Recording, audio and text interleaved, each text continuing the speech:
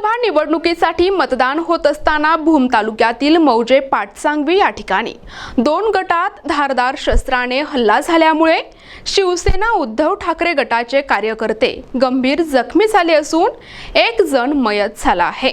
घटनास्थळी आजी माजी आमदारासह जिल्हा पोलीस अधीक्षक अतुल कुलकर्णी यांची भेट। हाणामारीमध्ये दुसरा जखमी झाल्यानं बार्शी येथील रुग्णालयामध्ये तो उपचार घेत आहे।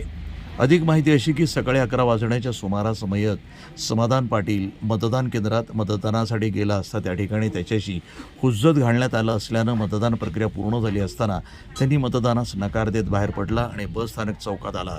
याच ठिकाणी 2 गटामध्ये भांडणं झाली आणि धारदार शस्त्रानं समाधान याच्यावरती हल्ला केल्यानं तो उपचार घेण्यापूर्वीच मयत झाला। गावातील लोक 2 मतदान केंद्र असताना बस स्थानक लगत जिल्हा परिषद शाळेमध्ये केंद्र सुरू आहे। मतदान चालू असताना पाटसांगवी येथील बस स्थानकावर मयत समाधान नानासाहेब पाटील आणि 31 वर्ष जखमी असलेला शंकर शरद शिंदे पाटील यांच्यावर गौरवप्पा नाईक नवरे आणि या युवकानं हल्ला केला असल्यानं काही काळ पाटसांगवीमध्ये तणावाचं वातावरण पसरलं होतं।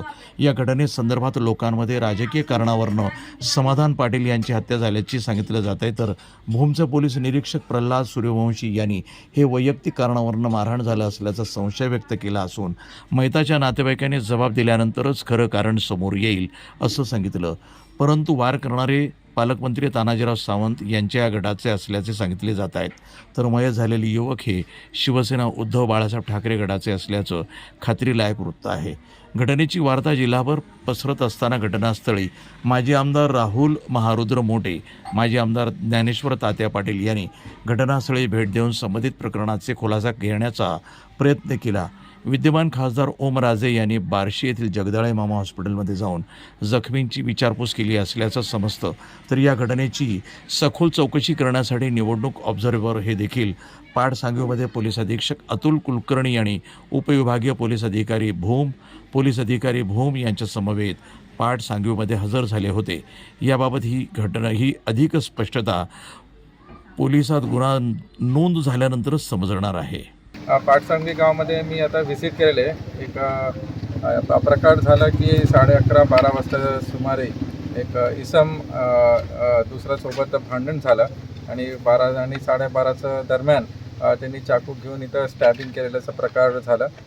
जे इंचोर्ड होता त्याला बार्शी हॉस्पिटलला शिफ्ट करताना तिथं बार्शी हॉस्पिटलमध्ये त्याला ब्रॉड डिक्लेअर्ड डेड म्हणून असं घोषित झालेले आहे। तर आम्ही इथं स्पॉटला व्हिजिट केलं, सगळं चौकशी केल्यानंतर हे समोर येते की हे जे गौरव म्हणून नाव आहे ते आरोपीचं त्याचं आणि दुसरंचं वैयक्तिक भांडण होतं आणि एक प्रेम प्रकरण पण होतं। ते मुलीला मार्च 16मध्ये त्यांनी हेच गावाच्या मुलींना एक पळून घेऊन गेले होते, त्याच्यातून एक इन्सिडेंट असं झालेले आहे। इथं वोटिंग पण सुरळीत चालू आहे। आम्ही वरती कलेक्टर साहेबांना रिपोर्ट दिले आहे, सगळ्या ऑब्झर्वर्सला पण रिपोर्ट दिले आहे।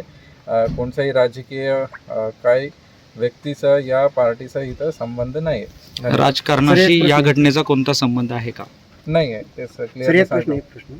काही लोकांच्या काही भावना म्हणजे जाणून घेतल्यानंतर असं समजलं की आजचं जे काही वोटिंग चालू आहे त्या संदर्भातून राजकारणाच्या भावनेतून असं काय कृत्य घडल्याचं असं काही नाही, तसं काही समोर येत नाही। आता गाववाले पण आहे, सगळं शांततेत चालू आहे।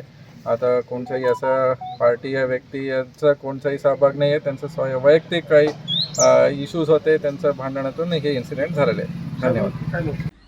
प्रतिनिधी गौस शेख, भूम, जिल्हा उस्मानाबाद, NTV न्यूज मराठी।